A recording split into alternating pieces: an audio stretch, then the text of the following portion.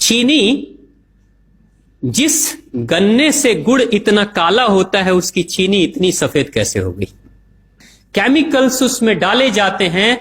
और मैं एक चीनी मिल के अधिकारी जो मैनेजर है, मैं उनकी बात आपको बता रहा हूं। उन्होंने कहा कि मुझे लगभग 12 साल हो गए चीनी मिल में काम करते हुए, और जब से मैंने काम करना शुरू कर दिया चीनी मिल में, तभी से मैंने घर में चीनी लाना ही बंद कर दिया। मैं तब से अपने बच्चों को चीनी खिलाता ही नहीं हूं, जबकि नौकरी से सैलरी वहीं से मिलती है, मगर चीनी नहीं। मैंने कहा कि आखिर कौन सी घटना घटी जिसके कारण से आपने ऐसा किया? तो उन्होंने बताया एक छोटी सी घटना, कि चीनी मिल में जो ये पानी निकलता है ना चीनी के बनने के बाद, उस प्रोसेसिंग में जो पानी निकलता है, उस पानी में वो सारा केमिकल भी मिक्स रहता है, और उस पानी को चीनी मिल वाले लोग अक्सर एक टंकी में जमा करके रखते हैं। ये सभी चीनी मिल वालों के पास में होता है, आप भी कभी जाएंगे तो आपको भी पता चलेगा। वो टंकी में वो पानी रखा जाता है, लेकिन रोज रोज प्रोसेसिंग हो रहा है, रोज चीनी बन रही है, रोज बहुत सारा पानी आ रहा है, तो आखिर कब तक? एक टंकी की क्षमता है ना, कितने दिनों तक वो टंकी खाली रहेगी? भर जाती है, भरेगी तो फिर क्या करेंगे? खाली करना है। तो क्या किया था चीनी मिल के लोगों ने? सोचा कि छोड़ो ना, अब कहां जाएंगे उसको फेंकने के लिए कहीं दूर, क्योंकि अब उतनी बड़ी टंकी जिसमें हजारों गैलन पानी है, उसके लिए ट्रांसपोर्ट में कितना खर्च आएगा, तो बेहतर होगा रात के अंधेरे में कहीं खेत में डाल देते हैं। क्योंकि जनरली फैक्ट्रियां तो होती हैं ऐसे ही बिराने में, तो कहीं डाल देते किसी खेत में, क्या पता चलेगा पानी है कि चीनी मिल का पानी है क्या है। तो ये सोचकर मैनेजमेंट वाले लोगों ने रात में ही उस पानी को खेतों में छुड़वा दिया, और नतीजा यह हुआ कि उस खेत की सारी फसल जल गई, मिट्टी बंजर हो गई।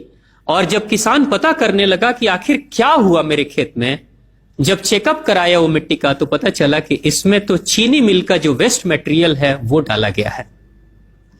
तब उसको खबर मिली कि हां, किसी स्टाफ ने बताया कि हां, हमारे चीनी मिल से ही पानी डाला गया था आपके खेत में, और पूरी मिट्टी बंजर हो गई। उसने केस कर दिया और चीनी मिल वाले को मुआवजा देना पड़ा लाखों रुपए। तभी से वो स्टाफ कहते हैं कि जो मिट्टी को बंजर कर दे वो इंसान के शरीर में जाए तो क्या करेगी। उसी के बाद से मैंने अपने घर में चीनी लाना बंद कर दिया। और सच्चाई है, लगभग अगर आप देखेंगे तो अंग्रेजों के आने के समय अंग्रेज पहला चीनी मिल इन्होंने भारत में ही लगाया था। पहला चीनी मिल भारत में ही अंग्रेजों का लगा, और अंग्रेजों ने चीनी की शुरुआत की। भारत के लोग गुड़ खाते थे, चीनी नहीं खाते थे। उन्होंने बहिष्कार किया, बिल्कुल नहीं, लेकिन चीनी और चाय पत्ती दोनों के लिए लोगों को तैयार किया गया था। चाय पिला पिलाकर फ्री में, चीनी के लिए तैयार किया गया और चाय के लिए भी तैयार किया गया। अंग्रेज ने जब से यह शुरू किया है, और पिछले 50 वर्षों से हमारे समाज में चीनी खाने का प्रचलन बहुत तेजी से बढ़ा है, और उसी समय से भारत के लोगों के बच्चों के शरीर में कैल्शियम की कमी होनी शुरू हो गई है।